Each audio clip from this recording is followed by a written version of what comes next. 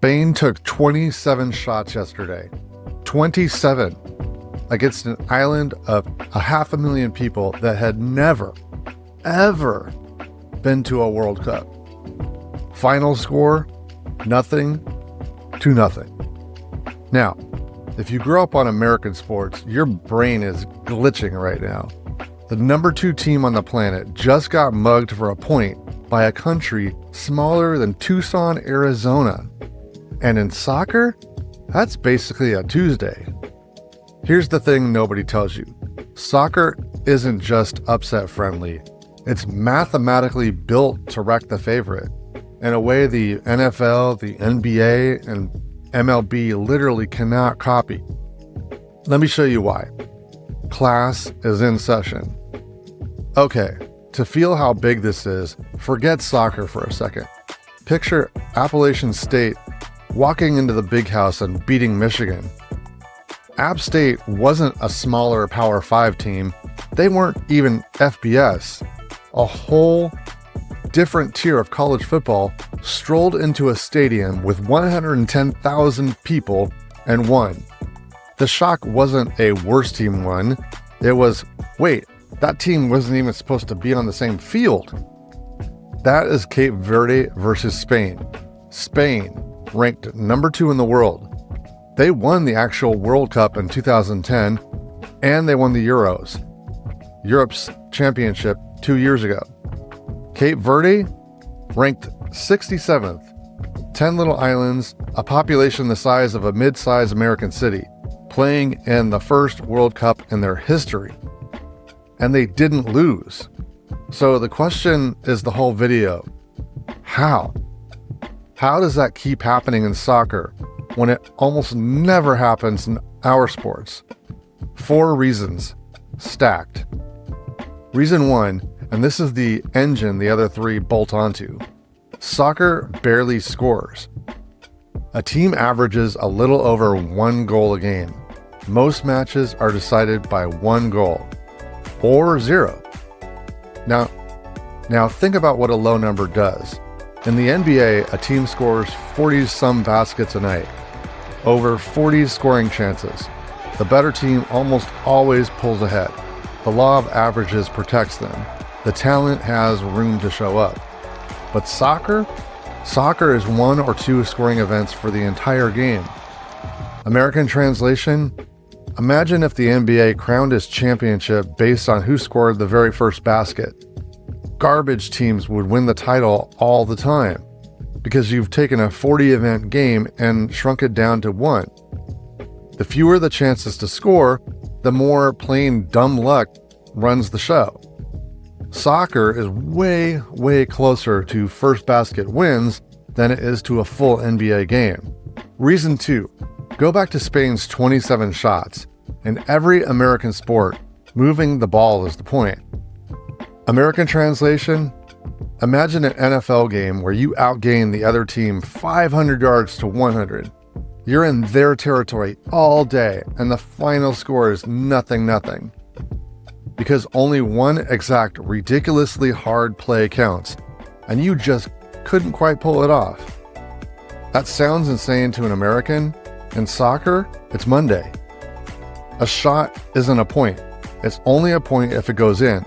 So a giant can leave the ball 70% of the time, pepper the goal 27 times, and walk off with the exact same nothing as the team that barely touched it. Spain didn't play badly, they played great. It bought them 1 single point and a headache. Which sets up reason 3, the part that, as an American, kind of bothered me at first. The underdog has a cheat code. You don't have to attack. Ever.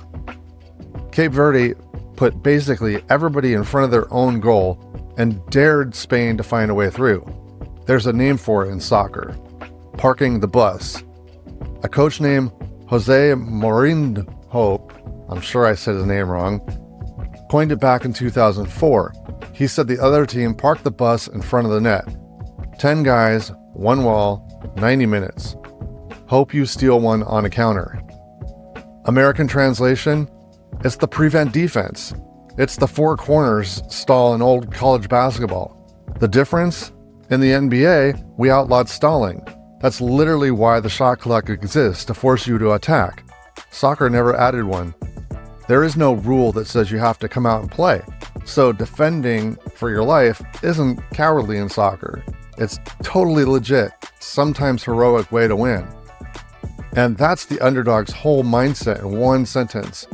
We're going to play him tough, and we hope we get lucky, but we're not going to let him win either. Reason 4 is the one that confuses Americans the most, so stick with me. Soccer lets games end in a tie, and right now you're thinking what I thought. That's a participation trophy. Just play till somebody wins. Here's the unlock.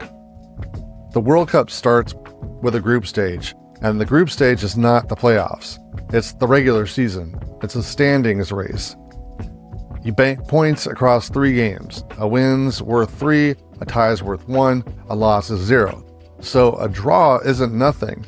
For little Cape Verde, 1 point off of Spain is a massive haul. For Spain, it's 2 points dropped and a panic. American translation, it's standings, like an NFL division race, where, yeah, a tie counts half as a win in your own record. The minnow doesn't have to beat the giant, it just has to survive him and bank the point. And here's the part that'll make you feel smart.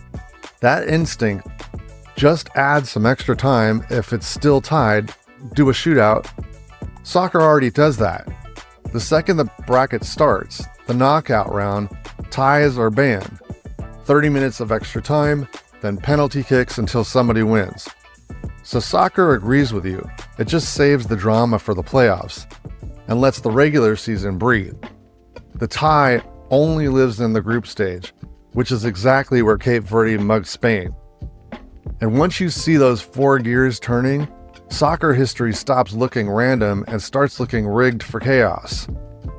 Leicester City, 2015, a team the bookies said was 5,000 to 1 to win the Premier League. They won it. The same bookmakers offered better odds on Elvis being found alive. 1950, a part-time American team, a mailman, a dishwasher, a schoolteacher, beat England, the country that invented the sport, 1-0. British papers reportedly thought the score was a typo. Greece, 2004, 150 to 1. Parked the bus through an entire tournament and won the whole European Championship.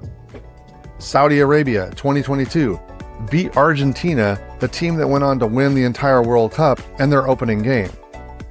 None of it has a clean American equivalent. Our sports are designed to let the better team prove it. Soccer is designed to give the little guy a puncher's chance every single time he walks out there. So why does a nothing tie bore American tears while the rest of the planet is crying in the streets over it? I think it's because we've almost always been Goliath. In sports, in everything, we're conditioned to take the risk, go for the win big. It's in our cultural DNA. So a team that shows up just not to lose feels a little cowardly to us. And honestly, we just don't really know what it's like to be the little guy. Except, wait, yes we do. I'm a Padres fan. We've never won a World Series. Most years, we're the team hoping to hang with the big boys. And my Goliath lives in my own division up in Los Angeles, in Dodger Blue. My backup team's the Red Sox, who lost for 86 straight years. I've been Cape Verde my whole life. I just never called it that. And that's the secret the other 7 billion people already know. When you're David, a giant taking 27 shots and not scoring isn't boring. It's the most thrilling thing in all of sports. Because it means on any given Tuesday, your tiny country can mug a giant and bank the point. So here's the one thing to take to the bar. That nothing wasn't nothing happened. There was a score. It was nothing, sure, but look closer. Spain takes 27 shots and can't score because Cape Verde had a plan. Not a plan to beat Spain, a plan to neutralize them. A nothing isn't an empty box. It's a David who walked in with a slingshot, used it perfectly, and walked out with exactly what he came for. Soccer isn't broken. It's the one big sport built so the little guy always has a shot. That's not a bug. That's the whole game.